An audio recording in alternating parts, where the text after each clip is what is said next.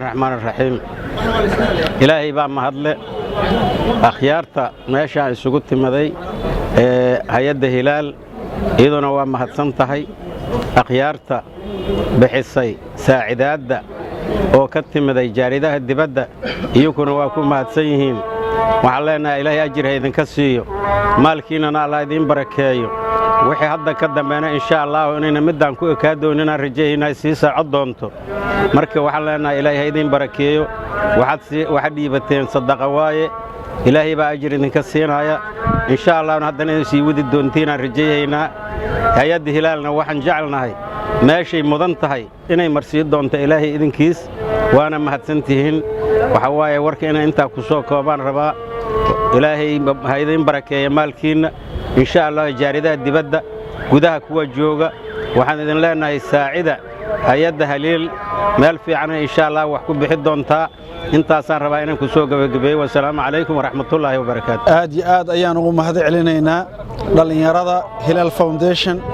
aad iyo aad ayna u mahadsan yihiin waana ku faraxsanahay hawsha ay qabteen iyo sida ay wax ku wadaan waxaan leenahay kuwii howlwadayaashii maaragtay howlwadanimadina aad ay maaragtay ayaa inoo farxad gelisay waana mahadsantihiin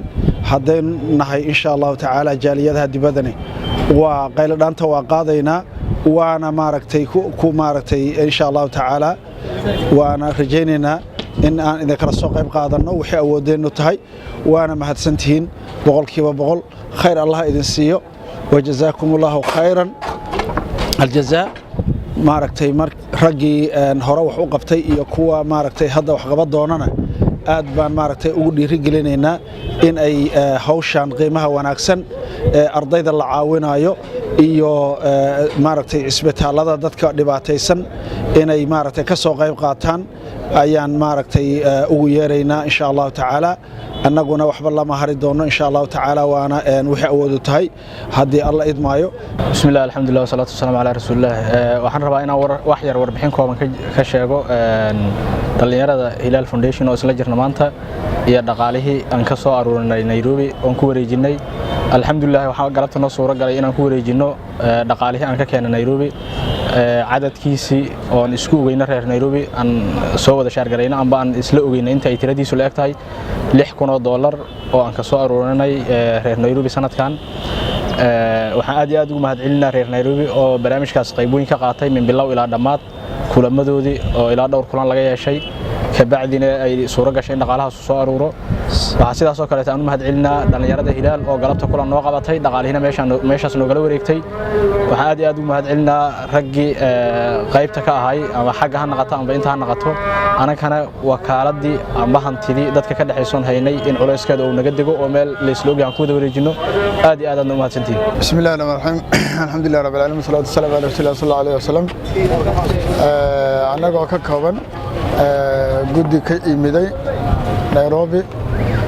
waxa maanta aan ka qayb galnay xaflad lacag wareejina oo ka dhacaysay halkan lacagtaas oo la keenay Nairobi waxa lacagtaas ahayd $6,000 oo xagga laga ogaay dadka dhammaan ay marxaati ka ahaayeen anagoo ka wakiil aan halkan maanta ku wareejinay marxaatina aan ka dhahay in meel wanaagsan iyo meel wacan lagu wareejiyay waxaan saasoo kale mahad ugu celinaynaa inta ka qayb qaadatay min bilow ilaa aakhir iyo inta ka qayb gashay dhammaan jaaliyadaha kalena waxaan ugu baaqaynaa inay sidaas oo kaleeto ay qaybaha ugu weyn ay qaataan si loo arinta hore loogu socodsiiyo mahadsantiin bismillaahir rahmaanir rahiim waxaan rabaa inaan u mahad celiyo Allah subhanahu wa ta'ala awalan marka xigta waxaan rabaa inaan u mahad celiyo ganacsatada Nairobi oo ugu deeqay hay'adda Hilal $6,000 ay noo soo wakiisheen asxaabta noo soo wakiisheen way nagu wareejeen waan uga mahad celinaynaa